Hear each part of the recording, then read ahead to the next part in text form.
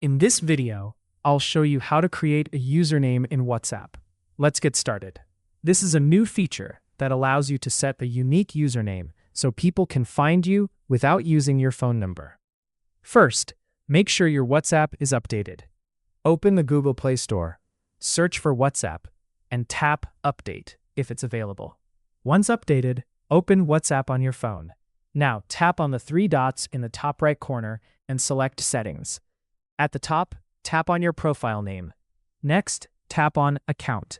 Now look for the username option and tap on it. Tap on Create Username. Enter the username you want to use. Make sure it's unique and follows WhatsApp's rules. Once you've entered your username, tap Save. And that's it. Your WhatsApp username is now created. Once this feature is fully rolled out, people will be able to search for you using your username instead of your phone number. If you found this helpful, don't forget to like, comment, and subscribe for more tips.